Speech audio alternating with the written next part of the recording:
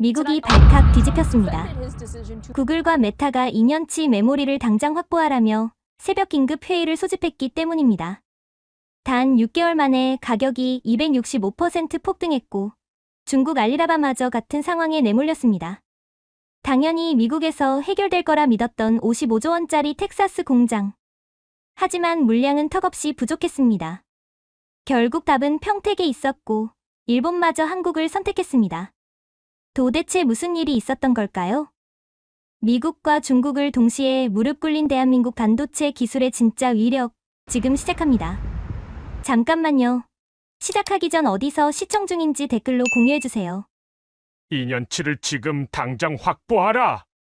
미국 구매 담당자였던 저는 그날 새벽 전화 한 통으로 평생 잊지 못할 여정을 시작했습니다. 그날 새벽은 유난히 고요했습니다. 새벽 4시 47분. 침대 옆 테이블에서 요란하게 울리는 휴대폰 진동음에 잠에서 깼어요. 평소 같으면 무시하고 다시 잠들었을 텐데 그날은 뭔가 달랐습니다. 화면에 떠오른 이름을 보는 순간 심장이 쿵 내려앉았어요. 제이슨, 구글 하드웨어 부문 수석 부사장이었습니다. 지금 당장 본사로 나올 수 있어? 목소리에 묻어난 긴박함이 전화기 너머로도 생생하게 전해졌습니다. 저는 당시 구글에서 메모리 반도체 구매를 담당하고 있었거든요. 10년 넘게 이 일을 해왔지만 새벽에 긴급 호출을 받은 건 처음이었어요. 무슨 일인데요? 전화로는 곤란해. 일단 와. 지금 회의실에 임원진 전부 모여 있어. 통화가 끊기는 순간 등골이 서늘해졌습니다. 뭔가 심상치 않은 일이 벌어진 게 분명했어요. 서둘러 옷을 챙겨 입고 차에 올랐습니다. 실리콘밸리로 향하는 101번 고속도로는 텅 비어 있었죠. 어둠 속을 달리는 동안 머릿속은 온통 복잡했습니다. 본사에 도착한 건 새벽 5시 반쯤이었어요. 주차장에는 이미 수십 대의 차가 빼곡했습니다. 평소 같으면 이 시간에는 경비원밖에 없을 텐데 말이죠. 로비를 지나 회의실로 향하는 복도에서 이미 심상치 않은 분위기가 감지됐어요. 회의실 문을 열자마자 숨이 막혔습니다. 20명이 넘는 임원들이 침통한 표정으로 자리를 지키고 있었거든요. 평소 여유롭던 제이슨의 얼굴은 창백했고 재무 담당 임원은 눈 밑에 짙은 다크서클을 달고 있었습니다. 누구도 먼저 말을 꺼내지 못했어요. 정적이 흘렀습니다. 상황부터 설명하겠습니다. 제이슨이 무거운 입을 열었습니다. 어제 저녁 삼성전자와 SK하이닉스 측으로부터 동시에 연락을 받았습니다. 향후 6개월 내 추가 메모리 공급이 어렵다는 통보였어요. 회의실 안이 술렁이기 시작했습니다. 하지만 진짜 충격은 그 다음이었어요. 더 심각한 건 가격입니다. 디램, 현물 가격이 지난 6개월 동안 265% 올랐습니다. 단 반년 만에 거의 3배가 된 거예요. 숨이 멎는 것 같았습니다. 265%라니. 제가 이 업계에서 일한 10년 동안 한 번도 경험해보지 못한 수치였거든요. 현재 DDR4 8기가 기준으로 $7를 넘었습니다. 이건 7년 전 메모리 슈퍼사이클 때보다도 높은 가격이에요. 제이슨의 설명이 이어졌습니다. AI 서버 수요가 폭발하면서 메모리 시장 전체가 뒤집혔다는 거였어요. 오픈AI의 챗GPT 사용자가 기하급수적으로 늘어나고 구글의 제미나이 서비스도 빠르게 확장되면서 데이터 센터용 메모리가 턱없이 부족해진 상황이었습니다. 문제는 HBM만이 아닙니다. 재무 담당 임원이 끼어들었습니다. 삼성과 하이닉스 모두 HBM 생산에 집중하면서 범용 디램 생산량을 줄이고 있어요. 공급은 줄고 수요는 폭증하니 가격이 치솟는 겁니다. 순간 머릿속이 하얘졌습니다. 우리 회사만의 문제가 아니라는 뜻이었으니까요. 메타와 아마존도 같은 상황입니다. 제이슨이 무거운 목소리로 덧붙였어요. 두 회사 모두 어제 긴급 구매팀을 가동했다고 합니다. 지금 이 순간에도 한국 반도체 업체들의 연락을 취하고 있을 거예요. 회의실이 다시 한번 웅성거렸습니다. 실리콘밸리의 거대 기업들이 동시에 움직이고 있다는 건 시장 전체가 패닉 상태라는 의미였거든요. 그래서 말인데, 제이슨이 저를 똑바로 쳐다봤습니다. 지금부터 당신의 유일한 임무는 메모리 확보입니다. 2년치, 아니 가능하다면 3년치를 당장 계약해야 해요. 2년치, 3년치, 보통 분기 단위로 계약하던 우리가 말입니다. 이건 정말 비상사태였어요. 얼마나 시급한 건가요?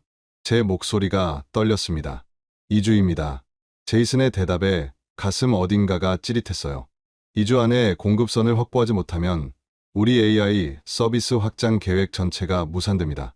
최악의 경우 기존 서비스마저 축소해야 할 수도 있어요. 회의실을 나설 때는 이미 새벽 6시가 넘어 있었습니다. 창밖으로 동이 트기 시작했지만 제 마음속은 여전히 어둠 속이었어요. 차에 올라 시동을 걸었습니다. 핸들을 잡은 손이 미세하게 떨렸죠. 2주. 단 14일 안에 수천억 원 규모의 메모리 반도체를 확보해야 하는 상황이었습니다. 하지만 진짜 문제는 따로 있었어요. 어디서 구할 것인가였습니다. 본사로 돌아온 직후 저는 곧바로 제 팀을 소집했습니다. 7시가 채 되기 전이었지만 긴급 호출에 모두가 응했어요. 사무실에 하나둘 모여든 팀원들의 얼굴에도 불안감이 역력했습니다. 지금부터 우리에게 주어진 시간은 딱 2주입니다. 상황을 설명하자 회의실 분위기가 무거워졌습니다. 10년 경력의 수석 바이어 마이클이 먼저 입을 열었어요. 삼성과 하이닉스에 이미 연락해봤는데요. 두 회사 모두 현재 주물량을 소화하기도 벅찬 상황이라고 합니다. 그럼 다른 업체는? 마이크론에도 타진해봤지만 역시 마찬가지예요. 전 세계 메모리 시장의 95%를 이 세 회사가 장악하고 있으니 대안이 없습니다. 등골이 서늘해졌습니다. 바로 그때 제 휴대폰이 울렸어요. 모르는 번호였지만 직감적으로 중요한 전화라는 걸 알 수 있었습니다. 여보세요? 혹시 브라이언 팀장님이신가요? 저는 삼성전자 메모리 사업부 김 과장입니다. 한국에서 걸려온 전화였습니다. 현재 귀사에서 긴급 물량 확보를 원하신다고 들었습니다. 솔직히 말씀드리면 상황이 매우 어렵습니다. 김 과장의 목소리는 조심스러웠어요. 오픈 AI, 메타, 아마존이 모두 똑같은 요청을 하고 있거든요. 심지어 일부 기업은 2년에서 3년치 물량을 한꺼번에 확보하려고 합니다. 업계에서는 이걸 사재기라고 부르고 있어요. 사재기, 그 단어가 얼마나 절박한 상황인지 단번에 보여줬습니다. 그래도 방법이 전혀 없는 건 아닙니다. 김 과장이 조심스럽게 말을 이었어요. 다만 가격 부분에서는 양해를 구해야 할 것 같습니다. 현재 시장 가격이 급등하고 있어서요. 얼마나 올랐죠? 6개월 전과 비교하면 거의 3배 수준입니다. 3배, 265%라는 숫자가 다시 한번 뇌리를 스쳤습니다. 하지만 선택의 여지가 없었어요. 통화를 끝내고 회의실로 돌아왔을 때 팀원들의 표정에서도 비슷한 절박함이 읽혔습니다. 모두가 각자 업체들과 통화를 하고 있었지만 돌아오는 답변은 한결같았거든요. 물량 없음, 대기 리스트만 수백 건, 가격 협상 불가. 정오가 지나자 더 충격적인 소식이 들려왔습니다. 팀장님, 지금 로이터 통신에서 속보가 떴는데요. 막내 연구원 제시카가 노트북 화면을 돌려 보여줬어요. 메모리 반도체 가격 반년 만에 3배 급등. AI 특수로 공급 부족 심화. 기사 내용은 더 구체적이었습니다. 주요 빅테크 기업들이 앞다퉈 장기 계약을 체결하려 하면서 시장이 완전히 뒤집혔다는 거였어요. 심지어 일부 중소기업들은 메모리를 구하지 못해 신규 서버 증설을 포기하는 지경에 이르렀다고 했습니다. 이건 완전히 전쟁이네요. 마이클이 한숨을 내쉬었습니다. 정확한 표현이었어요. 메모리 확보 전쟁. 지금 실리콘밸리 전체가 한정된 자원을 놓고 사투를 벌이고 있었습니다. 오후 3시쯤 제이슨에게서 다시 연락이 왔습니다. 상황 파악됐어? 최악입니다. 모든 업체가 물량 부족을 이야기하고 있어요. 알고 있어. 방금 메타의 하드웨어 담당 부사장과 통화했는데 그쪽도 똑같은 상황이라고 하더군. 문제는 우리만 이렇게 손 놓고 있을 수는 없다는 거야. 제이슨의 목소리에는 다급함이 묻어났습니다.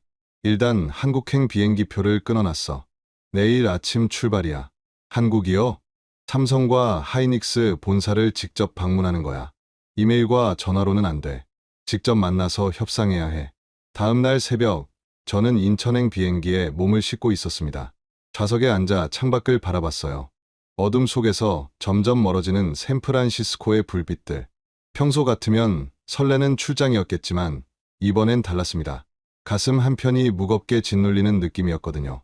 비행기가 이륙하는 순간 휴대폰에 메시지 하나가 도착했습니다. 제이슨이었어요. 방금 들어온 정보인데 중국 기업들도 움직이기 시작했대.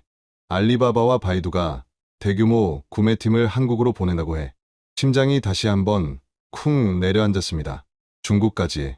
이건 예상했던 것보다 훨씬 더 큰 전쟁이었어요. 비행기 안에서 잠을 이룰 수가 없었습니다. 12시간이 넘는 비행 시간 동안 머릿속은 온통 복잡했어요.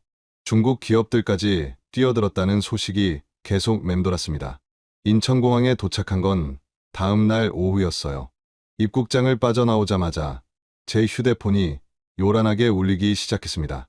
비행 중에 쌓인 메시지와 부재중 전화가 수십 개였죠. 그중 하나가 눈에 띄었습니다. 마이클에게서 온 긴급 메시지였어요. 팀장님, 심각한 상황입니다. 중국 알리바바 구매팀이 어제 삼성전자 본사를 방문했다고 합니다. 바이두는 SK하이닉스와 접촉 중이고요. 손이 미세하게 떨렸습니다. 우리보다 먼저 움직였다는 뜻이었으니까요. 공항 라운지에서 급히 노트북을 펼쳤습니다. 중국 기업들의 동향을 찾아봤어요. 검색 결과는 제 불안을 더욱 키웠습니다. 중국 IT 업계 전문지에 올라온 기사였습니다. 알리바바 클라우드 AI 서비스 확대 위해 메모리 반도체 대량 구매 나서 심천 본사 특별 태스크포스 구성. 바로 아래에는 바이두 관련 기사도 있었어요. 바이두 어니봇 사용자 급증에 서버 증설 시급. 한국 반도체 업체와 긴급 협상 중. 미국과 중국. 기술 패권을 놓고 치열하게 경쟁하던 두 나라가 지금은 똑같은 문제를 안고 있었습니다. 아이러니했어요. 서로를 견제하고 제재하던 나라들이 지금 같은 곳을 바라보고 있다는 게 말이죠. 그리고 그곳은 바로 한국이었습니다. 택시를 타고 삼성전자 본사로 향했습니다. 서울 시내를 지나는 동안 창밖 풍경을 멍하니 바라봤어요.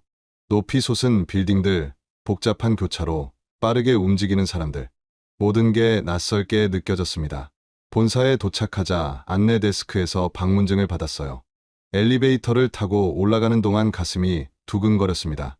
복도를 지나는데 중국어로 통화하는 목소리가 들렸어요. 중국 구매팀이었습니다.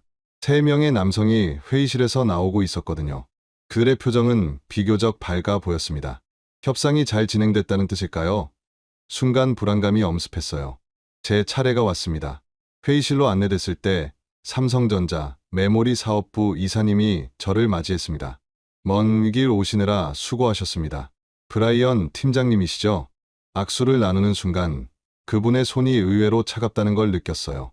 솔직히 말씀드리겠습니다. 이사님이 자리에 앉자마자 무거운 입을 열었습니다. 현재 저희가 받은 주물량이 생산 능력의 3배를 넘어섰습니다. 미국 기업만 해도 구글, 메타, 아마존, 마이크로소프트가 모두 대량 구매를 요청하고 있어요. 여기에 중국까지 가세했고요. 심장이 쿵 내려앉았습니다. 방금 전에 알리바바 측과 미팅을 하셨죠? 제가 조심스럽게 물었어요. 네. 그쪽에서도 2년치 물량을 확보하고 싶어 합니다. 이사님이 잠시 망설이더니 덧붙였습니다. 솔직히 말해서 지금 상황은 전례가 없습니다. 미국과 중국이 서로 기술 전쟁을 벌이고 있지만 정작 메모리 반도체 앞에서는 둘 다 저희에게 손을 벌리고 있거든요. 그 말에 가슴 한편이 답답해졌습니다. 우리가 경쟁해야 할 상대는 중국만이 아니었어요. 같은 미국 기업들, 그리고 전 세계 IT 기업들 모두가 지금 한정된 메모리를 놓고 치열하게 경쟁하고 있었습니다. 회의가 끝나고 밖으로 나왔을 때는 이미 해가 기울고 있었습니다. 호텔로 돌아가는 택시 안에서 마이클에게 전화를 걸었어요. 상황이 어때요? 최악입니다. SK하이닉스도 비슷한 답변이더군요. 중국 바이두가 이미 상당한 물량을 선점한 것 같아요. 한숨이 절로 나왔습니다. 그럼 우리는 어떻게 하죠? 일단 가격을 더 높게 제시할 수밖에 없을 것 같습니다. 아니면 마이클이 말을 멈췄습니다. 아니면 다른 방법을 찾아야 해요.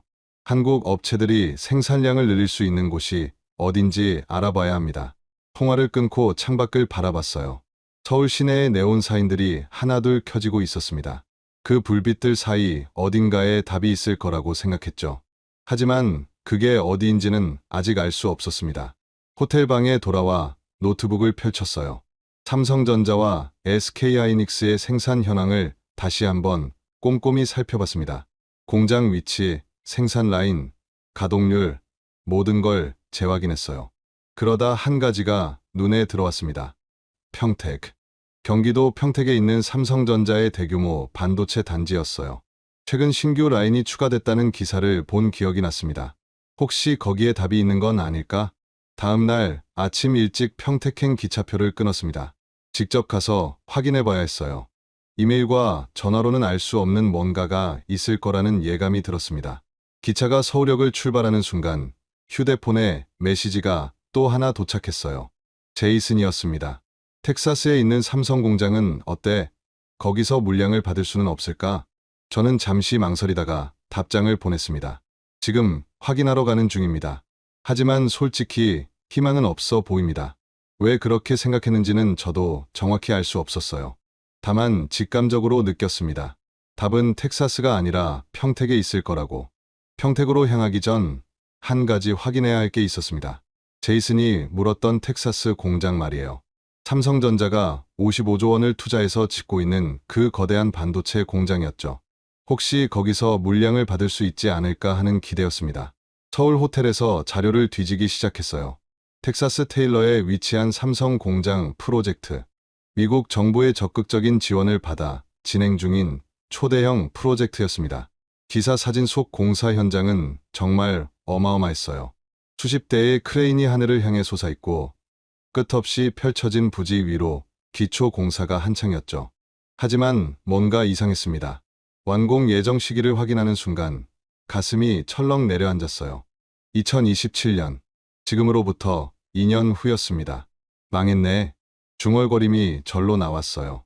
우리에게 주어진 시간은 2주였는데 그 공장이 가동되려면 2년이 더 필요하다니. 이건 애초에 옵션이 될 수 없었습니다. 그래도 혹시 몰라 담당자에게 연락을 취했어요. 텍사스 프로젝트를 총괄하는 삼성전자 미국 법인의 박상무였습니다. 텍사스 공장 말씀이시죠? 현재 건설은 계획대로 진행되고 있습니다. 전화 너머 목소리는 자신감이 넘쳤어요. 하지만 생산 라인이 실제로 가동되려면 아직 시간이 필요합니다. 빨라야 2년 반 후쯤이 될 겁니다. 그럼 당장 필요한 물량을 받을 수는 없는 거네요? 죄송합니다. 현재는 건설 단계라 생산 자체가 불가능합니다. 통화를 끝내고 무거운 한숨을 내쉬었습니다. 55조 원. 상상도 할 수 없는 막대한 금액을 투자한 공장이었지만 지금 당장 우리에게 필요한 메모리 한 개도 만들어낼 수 없다는 게 현실이었어요. 미국이 반도체 자립을 외치며 엄청난 돈을 쏟아붓고 있지만 정작 기술과 생산 능력은 여전히 한국에 있었습니다. 그 사실이 뼈저리게 다가왔죠.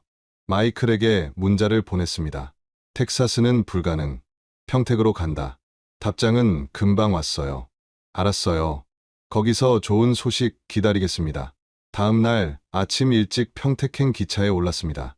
서울역을 출발한 기차는 도심을 벗어나 남쪽으로 달렸어요. 창밖으로 보이는 풍경이 점점 바뀌었습니다. 높은 빌딩들이 사라지고 낮은 건물들과 논밭이 펼쳐지기 시작했죠. 1시간쯤 지났을 때 평택역에 도착했습니다. 역에서 내려 택시를 잡았어요. 기사님께 삼성전자 평택 캠퍼스 주소를 말씀드렸습니다. 아, 거기요? 요즘 그쪽이 정말 난리예요. 기사님이 100m 너머로 말을 건넸습니다. 외국 바이어들이 매일같이 드나든다니까요. 지난주에도 중국 사람들 태웠는데 짐이 어찌나 많던지. 중국. 다시 그 단어가 귓가를 스쳤습니다. 알리바바와 바이두 구매팀을 말하는 거였죠. 택시가 달리는 동안 주변 풍경을 유심히 살폈어요. 평택은 생각보다 훨씬 넓고 개발된 도시였습니다. 도로도 잘 정비돼 있었고 새로 지은 건물들이 곳곳에 보였어요. 그리고 20분쯤 지났을 때 저 멀리 거대한 건물군이 시야에 들어왔습니다. 삼성전자 평택 캠퍼스였어요. 숨이 멎는 것 같았습니다. 텍사스 공사 현장 사진에서 본 것과는 차원이 달랐거든요. 이곳은 이미 완성돼 있었고 실제로 가동 중이었습니다. 수십 개의 건물이 질서정연하게 배치돼 있었고 각 건물마다 삼성 로고가 선명하게 붙어 있었죠. 여기서 내려주세요. 정문 앞에서 내렸습니다. 보안 게이트를 지나며 방문증을 받았어요. 안내받은 건물로 들어서자 차가운 공기가 피부에 닿았습니다. 첨단 시설 특유의 쾌적한 환경이었죠. 엘리베이터를 타고 올라가며 심장이 두근거렸습니다. 이곳에 답이 있을까? 회의실에 들어서자 익숙한 얼굴이 저를 맞이했습니다. 이틀 전 서울 본사에서 만났던 메모리 사업부 이사님이었어요. 평택까지 직접 오셨네요. 이사님이 미소를 지으며 악수를 청했습니다. 현장을 보고 싶었습니다. 서류와 이메일만으로는 실감이 나지 않아서요. 잘 오셨습니다. 보여드릴 게 있어서 제가 먼저 연락드리려던 참이었어요. 그 말에 가슴이 뛰기 시작했습니다. 사실 저희가 최근에 새로운 프로젝트를 진행하고 있습니다. 40라인이라고 부르는 신규 생산 라인이에요. 이사님이 태블릿을 꺼내 화면을 보여줬습니다. 이게 바로 원CD램 생산 라인입니다. 원CD램. 처음 듣는 용어였어요. 표정에서 의아함이 드러났는지 이사님이 설명을 이어갔습니다. 6세대 D램이라고 보시면 됩니다. 회로 폭이 11에서 12나노미터 수준으로 기존보다 훨씬 더 촘촘하고 빠른 구조죠. 가장 중요한 건 이게 차세대 HBM사의 핵심 칩이라는 겁니다. HBM4. 그 이름은 들어본 적이 있었어요. 차세대 AI 가속기에 들어갈 초고속 메모리였죠. 현재 수율이 70%를 넘었습니다. 70%면 양산이 가능하다는 뜻입니다. 순간 모든 게 명확해졌습니다. 텍사스는 아직 공사 중이지만 평택은 이미 차세대 기술을 양산하고 있었던 거예요. 55조 원짜리 미래의 공장보다 지금 가동 중인 한국의 공장이 답이었습니다. 직접 보여드리죠. 이사님이 자리에서 일어났습니다. 복도를 지나 클린룸으로 향했어요. 특수 방진복으로 갈아입고 에어샤워를 거쳐야 했습니다. 모든 먼지를 제거하는 과정이었죠. 문이 열리는 순간 숨이 멎었습니다. 끝없이 펼쳐진 생산 라인. 로봇 팔들이 정교하게 움직이며 웨이퍼를 이송하고 있었어요. 수백 대의 첨단 장비가 쉼 없이 작동하고 있었습니다. 모니터마다 실시간 데이터가 흘러갔고 엔지니어들이 각자의 위치에서 공정을 점검하고 있었죠. 저기 보이는 게 원CD램 라인입니다. 이사님이 유리창 너머를 가리켰습니다. 하루에 3만 장의 웨이퍼를 처리할 수 있어요. 한 장당 수백 개의 칩이 나오니까 계산해 보시면 엄청난 생산량이었습니다. 전영현 부회장님이 직접 이 프로젝트를 지휘하셨습니다. 단기 실적보다 기술의 근본을 바로잡겠다는 방침 아래 라인 전체를 재정비했거든요. 유리창에 비친 제 모습을 봤어요. 방진복 속에서도 드러나는 긴장된 표정. 하지만 처음으로 희망이 보였습니다. 현재 고객사들과 샘플 테스트를 진행 중입니다. 특히 엔비디아와는 거의 막바지 단계예요. 엔비디아, AI 칩 시장의 절대 강자였죠. 그들이 승인하면 HBM4 양산이 본격적으로 시작됩니다. 그러면 귀사에서 필요로 하시는 물량도 충분히 공급 가능합니다. 언제쯤이면? 빠르면 한 달 후입니다. 한 달. 우리에게 주어진 2주보다는 길었지만 2년보다는 훨씬 짧았어요.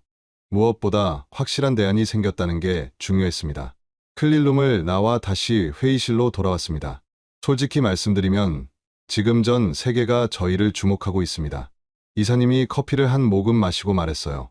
미국의 구글, 메타, 아마존, 중국의 알리바바, 바이두, 일본 기업들까지 모두가 이곳 평택을 찾아오고 있어요. 일본도요? 네. 도요타와 소니에서도 문의가 왔습니다. 전기차와 전자기기에 들어갈 메모리가 필요하다고 하더군요. 전 세계가 한국을 바라보고 있었습니다. 기술 패권을 놓고 싸우던 미국과 중국이 자동차 강국이었던 일본이 모두 평택의 이 생산 라인을 주목하고 있었던 거예요. 브라이언 팀장님, 이사님이 진지한 표정으로 저를 바라봤습니다. 저희도 구글과는 오래 함께 일해왔습니다. 그래서 특별히 우선순위를 드릴 수 있어요. 다만 조건이 하나 있습니다. 말씀하세요. 장기 계약입니다. 최소 2년, 가능하다면 3년 단위로 묶어주셨으면 합니다. 정확히 우리가 원하던 조건이었어요. 가격은 시장 가격을 따르겠습니다. 다만 물량은 보장해드릴 수 있습니다. 악수를 나눴습니다. 마침내 실마리를 찾은 기분이었어요. 평택에서 본 생산 라인, 원CD램 기술, 그리고 곧 양산될 HBM4. 모든 퍼즐이 맞춰지기 시작했습니다. 건물을 나서며 다시 한번 평택 캠퍼스를 돌아봤어요. 텍사스의 55조 원짜리 공사 현장보다 이곳이 훨씬 더 가치 있어 보였습니다. 돈으로 살 수 없는 것들이 여기 있었거든요. 기술력, 생산 능력, 그리고 경험. 마이클에게 전화를 걸었습니다. 평택에서 답을 찾았어. 정말요? 어떤? 원시디램이라는 게 있어. 차세대 HBM사의 핵심이야. 한 달 후면 양산 가능하대. 한 달이면 우리 일정에 빠듯하지만 가능하겠네요. 본사를 설득할 수 있겠어요. 전화를 끊고 하늘을 올려다봤습니다. 구름 한 점 없이 맑았어요. 처음으로 가슴이 편해지는 기분이었습니다. 평택에서 돌아온 다음 날 흥미로운 뉴스가 들려왔습니다. 서울 코엑스에서 세미콘 코리아 2025라는 반도체 전시회가 열린다는 소식이었어요. 그리고 거기서 삼성전자와 SK하이닉스가 나란히 HBM사 실물을 공개한다고 했습니다. 이건 직접 봐야겠어요. 마이클에게 말했습니다. 우리는 다음 날 아침 일찍 코엑스로 향했어요. 전시장 입구부터 인파가 몰려 있었습니다. 전 세계에서 온 바이어들, 엔지니어들, 언론인들로 북적였죠. 모두가 한 가지에 집중하고 있었어요. HBM4. 삼성전자 부스에 먼저 들렀습니다. 투명한 아크릴 케이스 안에 작은 칩 하나가 전시돼 있었어요. 크기는 손톱만 했지만 그 안에 담긴 기술은 상상을 초월했습니다. 이게 바로 HBM4입니다. 부스 담당자가 설명을 시작했어요. 기존 HBM3 대비 속도가 50% 향상됐습니다. 초당 11GB의 데이터를 처리할 수 있죠. 전력 효율은 40% 개선됐고요. 11GB. 엄청난 속도였습니다. AI 서버가 이 칩을 탑재하면 학습 속도가 비약적으로 빨라질 거예요. 여기 핵심이 바로 원시디램입니다. 담당자가 칩의 단면도를 보여줬어요.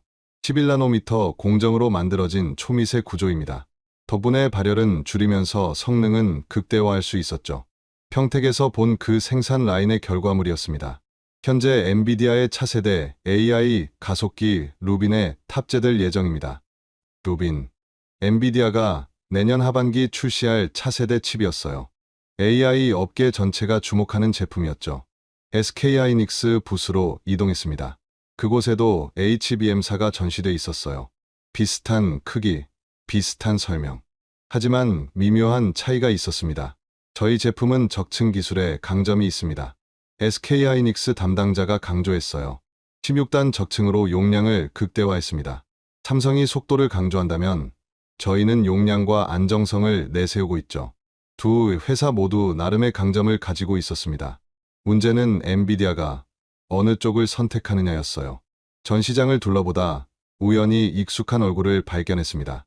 삼성전자 메모리 사업부의 이사님이었어요. 이사님, 이렇게 또 뵙네요. 아, 브라이언 팀장님. HBM사 보러 오셨군요. 네, 정말 인상적이네요. 지금 업계 전체가 이걸 주목하고 있습니다. 이사님이 조용히 말했어요. 엔비디아가 샘플 테스트를 거의 마무리했다고 들었습니다. 곧 최종 결정이 나올 겁니다. 언제쯤이요? 한 달 안에는 결론이 날 것 같아요. 그리고 그 결정에 따라 내년 HBM 시장의 판도가 완전히 바뀔 겁니다. 가슴이 두근거렸습니다. 한 달, 그 짧은 시간 안에 시장의 미래가 결정되는 거였어요. 전시장을 나서며 마이클과 이야기를 나눴습니다. 어느 쪽이 이길 것 같아요? 글쎄요. 둘 다 강점이 있으니까. 삼성은 속도, 하이닉스는 용량. 엔비디아가 뭘 더 중요하게 볼지에 달렸죠. 우리는요? 우리는 이기는 쪽과 계약하면 돼요. 마이클이 씩 웃었습니다. 하지만 속으로는 삼성이 이기길 바라고 있었어요. 평택에서 본 원시디램 라인, 그 기술력이 진짜라고 믿었습니다. 호텔로 돌아와 제이슨에게 보고서를 작성했습니다. 평택의 삼성 40라인에서 해결책을 찾았습니다. 원시디램 기반의 HBM4가 곧 양산 시작됩니다. 엔비디아의 최종 승인만 남은 상태입니다. 보고서를 보낸 직후 전화가 왔어요. 브라이언, 잘했어. 2주 안에 실마리를 찾다니. 제이슨의 목소리에는 안도감이 묻어났습니다. 하지만 아직 확정은 아니죠? 네. 엔비디아의 승인이 필요합니다. 그럼 그게 나올 때까지 기다리는 수밖에 없겠네. 일단 본사에는 긍정적으로 보고하겠어. 통화를 끝내고 창밖을 바라봤어요. 서울의 야경이 아름다웠습니다. 수많은 불빛이 반짝이고 있었죠. 저 불빛들 어딘가에서 삼성과 하이닉스의 엔지니어들이 밤을 새우며 일하고 있을 거예요. 그리고 그들이 만든 기술이 곧 세계를 바꿀 거였습니다. 챕터 7 일본도 선택한 길. 며칠 후 예상치 못한 소식이 들려왔습니다. 일본 기업들도 한국산 메모리 확보에 나섰다는 뉴스였어요. 마이클이 노트북을 들고 제 방으로 왔습니다. 팀장님, 이것 좀 보세요. 화면에는 일본 언론 기사가 떠 있었어요. 일본의 요미우리 신문이었습니다. 한국 메모리 반도체 세계 표준으로 자리 잡아 도요타와 소니도 공급선 다변화 나서 기사를 읽어 내려갔습니다. 도요타가 차세대 전기차에 탑재할 메모리를 한국에서 조달하기로 결정했다는 내용이었어요. 소니도 플레이스테이션 6 개발을 위해 삼성전자, SK하이닉스와 접촉 중이라고 했습니다. 일본도 결국 한국을 선택한 거네요. 마이클이 중얼거렸습니다. 선택이 아니라 필수였을 거야. 제가 답했어요. 지금 전 세계 메모리 시장의 70%를 한국이 장악하고 있어.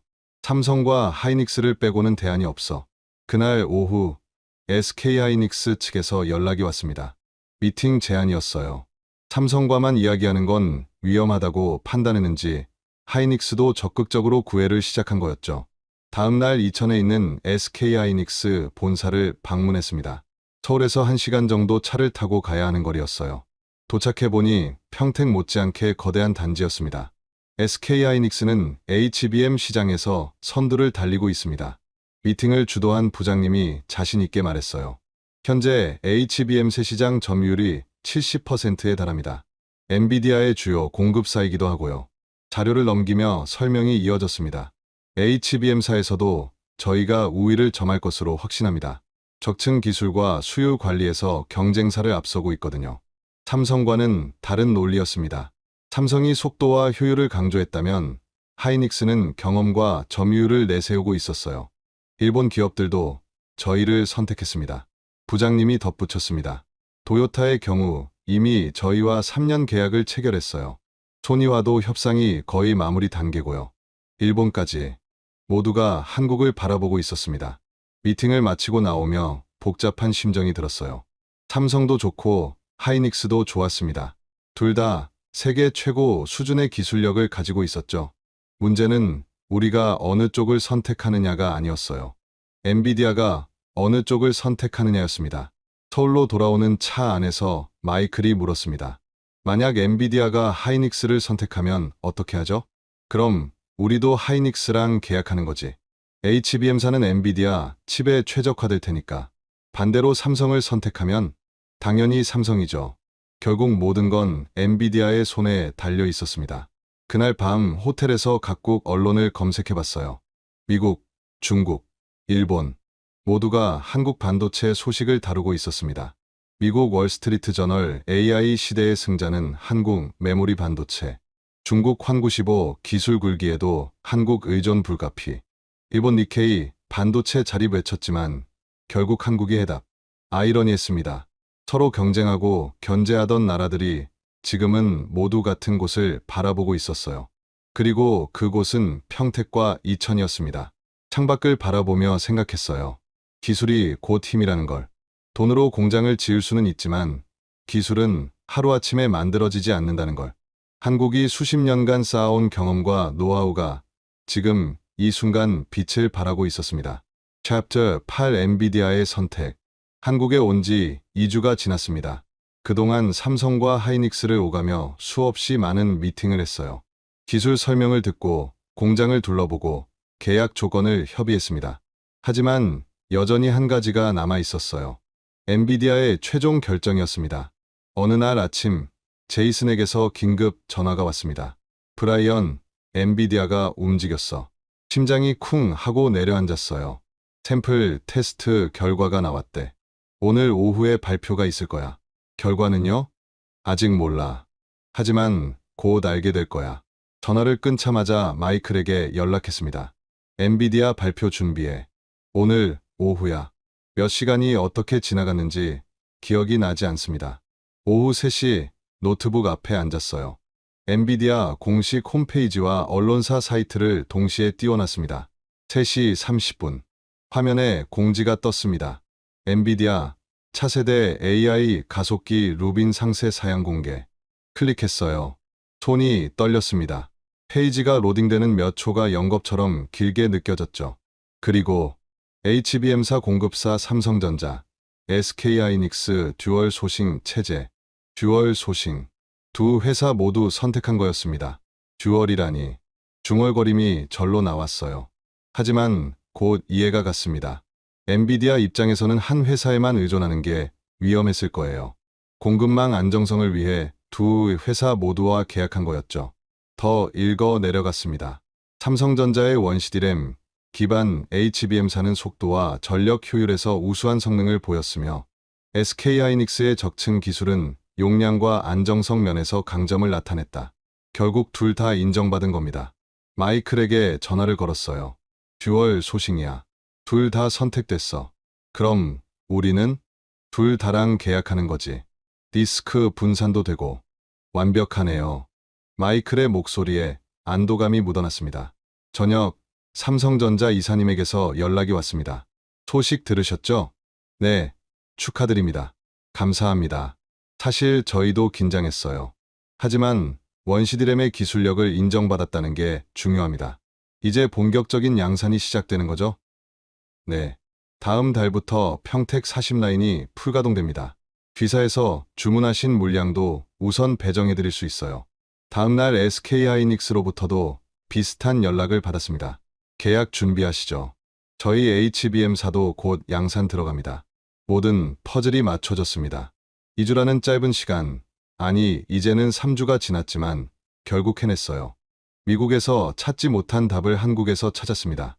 그날 밤 마이클과 함께 서울 시내의 작은 한 식당에 들렀어요. 고생 많으셨어요, 팀장님. 너도 수고했어. 잔을 부딪혔습니다. 근데 신기하지 않아요? 마이클이 물었어요. 뭐가? 우리가 처음엔 텍사스를 알아봤잖아요. 55조 원짜리 공장. 근데 정작 답은 평택에 있었다는 거. 돈이 아니라 기술이 중요하다는 걸 배웠어요. 맞는 말이었습니다. 미국이 막대한 돈을 쏟아붓고 있지만 실제 기술력은 한국에 있었어요. 그리고 그 기술은 하루아침에 만들어지지 않았습니다. 수십 년의 노하우와 경험이 쌓여 만들어진 거였죠. 다음 날 아침 인천공항으로 향했습니다. 미국으로 돌아갈 시간이었어요. 공항 라운지에서 마지막으로 한국 뉴스를 확인했습니다.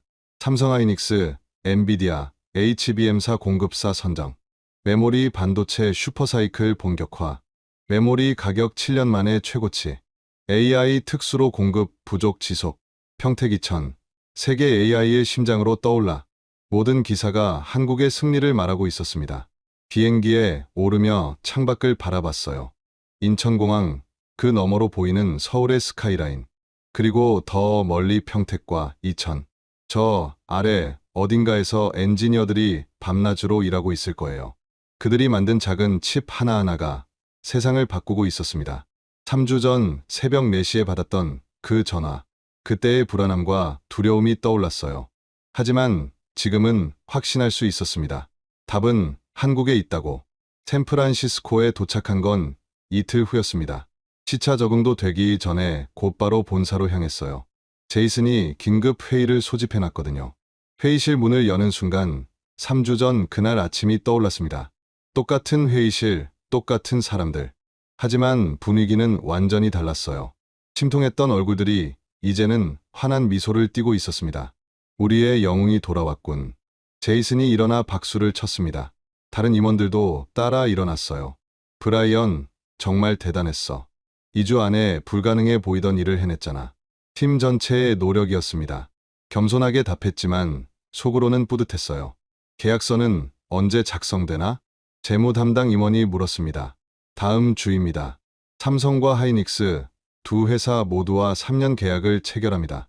3년이면 우리 AI 서비스 확장 계획을 충분히 뒷받침할 수 있겠어. 네. 그리고 가격도 생각보다 합리적으로 책정됐습니다. 물론 6개월 전보다는 훨씬 비쌌지만 지금 시장 상황을 고려하면 최선의 조건이었어요. 그나저나 시장이 완전히 뒤집혔더군. 제이슨이 태블릿을 건넸습니다. 화면에는 각종 시장 분석 자료가 떠 있었어요. 메모리 반도체 가격이 7년 만에 최고치를 경신했어. 2018년 슈퍼사이클 이후 처음이야. 자료를 넘기며 읽어 내려갔습니다. DDR4 8기가 가격이 $7를 돌파했고 HBM 가격은 일반 D램의 5배를 넘어섰다고 했어요.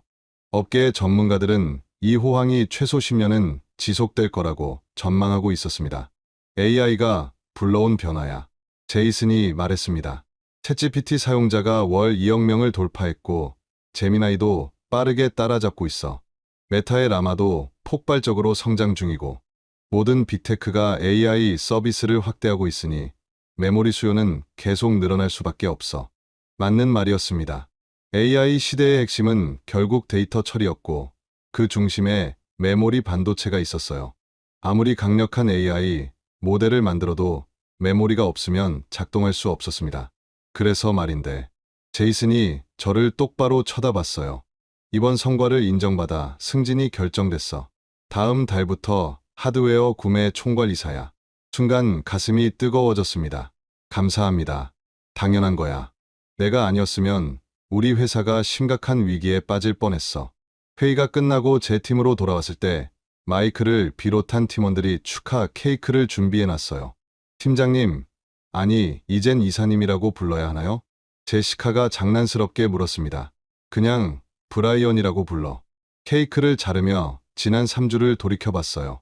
새벽 4시에 긴급 전화로 시작된 혼란, 실리콘밸리의 패닉, 중국의 등장, 텍사스의 실망, 그리고 평택에서 찾은 답. 모든 게 영화 같았습니다. 다음 날 업계 전문 매체들이 일제히 기사를 쏟아냈어요. 메모리 반도체 시장, 7년 만에 슈퍼사이클 진입, 삼성하이닉스, AI 시대의 핵심 공급자로 부상, 글로벌 빅테크, 한국 반도체 없이는 AI 확장 불가. 모든 기사가 같은 결론을 내리고 있었습니다. 한국이 AI 시대의 핵심 국가로 자리 잡았다는 것. 특히 골드만삭스의 보고서가 눈에 띄었어요. 한국 메모리 반도체 산업, 향후 10년간 연평균 15% 성장 전망. AI 혁명의 최대 수혜자, 15%. 엄청난 수치였습니다. 점심시간 마이클과 함께 회사 근처 카페에 들렀어요. 이사님, 한국에서 뭐가 가장 인상적이었어요? 잠시 생각했습니다. 기술에 대한 태도였던 것 같아. 삼성 평택 공장에서 본 엔지니어들 기억나? 밤낮 없이 일하면서도 눈빛만은 살아있더라고. 맞아요. 저도 그게 느껴졌어요. 돈으로 공장을 지을 수는 있지만 그런 열정과 기술력은 쉽게 만들어지지 않아. 한국이 수십 년간 쌓아온 거야. 그날 오후 삼성전자 이사님에게서 이메일이 왔습니다. 계약서 최종본이었어요. 3년간 총 50억 달러 규모. 한국 돈으로 6조 7천억 원에 달하는 금액이었습니다. 서명하는 순간 묘한 감정이 들었어요. 3주 전만 해도 이 계약은 불가능해 보였거든요. 하지만 포기하지 않고 끝까지 답을 찾아다닌 결과였습니다. 저녁 무렵 집으로 돌아가는 길에 뉴스를 틀었어요. 메모리 반도체 대란, 한국 기업들이 해결사로 나서 미국과 중국, 일본까지 모두 한국 의존. 앵커의 목소리가 차 안에 울려 퍼졌습니다. 업계에서는 이번 사태를 통해 한국의 기술 주권이 재확인됐다고 평가하고 있습니다. 특히 미국과 중국이 기술 패권 경쟁을 벌이는 상황에서도 한국만은 양측 모두에게 필수 파트너로 자리매김했다는 점이 주목받고 있습니다. 창밖을 바라봤어요. 해가 지고 있었습니다. 주황빛 노을이 하늘을 물들이고 있었죠.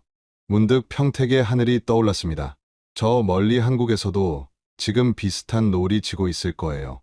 그리고 그 아래 어딘가에서 엔지니어들이 여전히 일하고 있겠죠. 그들 덕분에 우리 회사가 아니 전 세계가 계속 앞으로 나아갈 수 있었습니다. 6개월이 지났습니다. 삼성과 하이닉스에서 받은 첫 번째 물량이 도착했어요. HBM사가 탑재된 최신 메모리 모듈이었습니다. 데이터 센터에 설치하는 날 저도 직접 참관했습니다. 작은 칩 하나하나가 서버에 장착되는 모습을 지켜봤어요.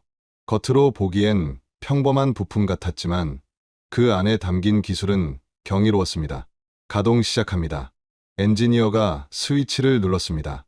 서버들이 하나둘 켜지기 시작했어요. 모니터의 숫자들이 빠르게 흘러갔습니다. 데이터 처리 속도, 전력 소비량, 온도, 모든 지표가 예상을 뛰어넘었어요. 성능이 이전보다 60% 향상됐습니다. 엔지니어가 보고했습니다. 전력 효율도 40% 개선됐고요. HBM사의 위력이 대단하네요. 그 순간 평택에서 봤던 생산 라인이 떠올랐습니다. 로봇팔들이 정교하게 움직이며 웨이퍼를 이송하던 모습. 수백 명의 엔지니어들이 각자의 자리에서 공정을 점검하던 장면. 그리고 11나노미터 회로 위에 새겨진 무수한 트랜지스터들. 그 모든 것이 지금 이 서버 안에서 살아 숨 쉬고 있었습니다. 데이터 센터를 나와 사무실로 돌아왔어요. 책상 위에는 6개월 전 한국에서 가져온 작은 기념품이 놓여 있었습니다. 평택 공장에서 받은 웨이퍼 샘플이었죠. 실제 제품은 아니었지만 제게는 의미가 컸어요. 저는 그날 깨달았습니다. 진짜 힘은 돈이나 규모가 아니라 기술에서 나온다는 것을. 미국이 55조 원을 쏟아부어도 당장 만들 수 없는 게 있었습니다.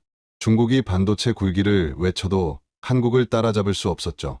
일본이 과거의 영광을 되찾으려 해도 결국 한국을 선택할 수밖에 없었습니다. 그 이유는 단순했어요. 기술은 하루아침에 만들어지지 않았습니다.